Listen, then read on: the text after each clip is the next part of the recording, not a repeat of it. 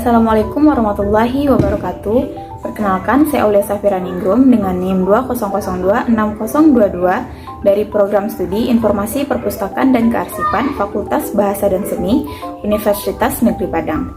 Pada video kali ini, saya akan membahas mengenai faktor-faktor kerusakan bahan pustaka sesuai dengan mata kuliah Preservasi dan Konservasi oleh dosen pengampu Ibu Desriani Essos MIKOM.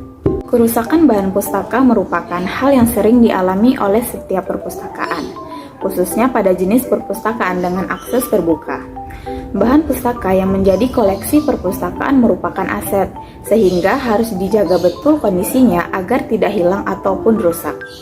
Pustakawan sangat perlu mengetahui faktor-faktor yang mempengaruhi kerusakan koleksi perpustakaan. Perlunya menganalisis faktor kerusakan sedini mungkin, karena agar kerusakan koleksi segera dilakukan pencegahan kerusakan bahan pustaka lebih awal. Penanganan koleksi bisa dilakukan secara hati-hati sesuai jenis koleksi dan tingkat kerusakannya, sehingga koleksi dapat terjaga atau terpelihara dengan baik. Kerusakan bahan pustaka dapat terjadi karena beberapa faktor. Yang pertama yaitu faktor internal yang disebabkan oleh karakteristik koleksi. Yang kedua, faktor eksternal yang disebabkan karena faktor biologi, faktor fisika, faktor manusia, dan faktor lain.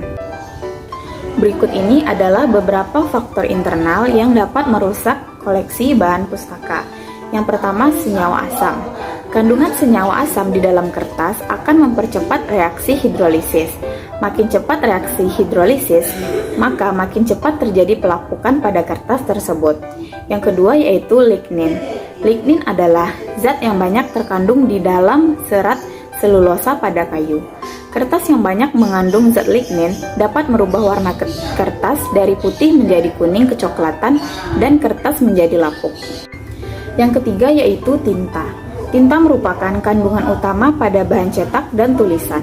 Tinta yang digunakan untuk menulis naskah kuno pada saat itu terbuat dari karbon, yaitu karbon lampu yang dicampur dengan lem Arab.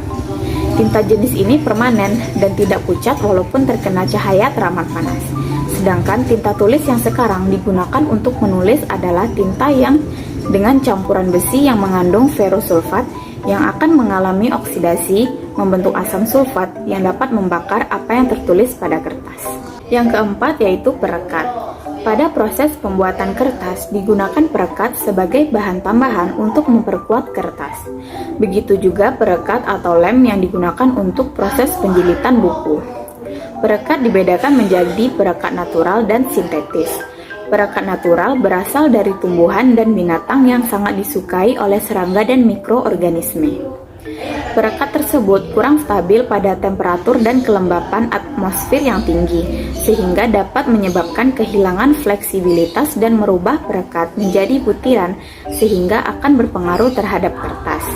Selain itu, keadaan lembab akan melemahkan daya rekat, sehingga menimbulkan noda pada kertas. Selanjutnya yaitu kerusakan bahan pustaka yang disebabkan oleh faktor eksternal. Yang pertama yaitu faktor biologi, yang terdiri dari binatang pengerat.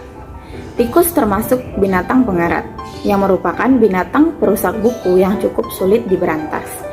Jenis-jenis tikus seperti tikus hitam, tikus coklat atau tikus rumah, tikus sawah, dan tikus putih merupakan hewan yang biasanya memakan buku-bukuan dan terkadang dijadikan untuk sarang. Yang kedua, serangga. Rayap, kecoa, dan kutu buku merupakan jenis serangga yang dapat merusak bahan pustaka. Rayap mampu memusnahkan setumpuk bahan pustaka dalam waktu yang singkat. Usaha untuk melindungi serangan rayap yang tepat ialah dengan meniadakan penggunaan kayu bangunan yang langsung bersentuhan dengan tanah.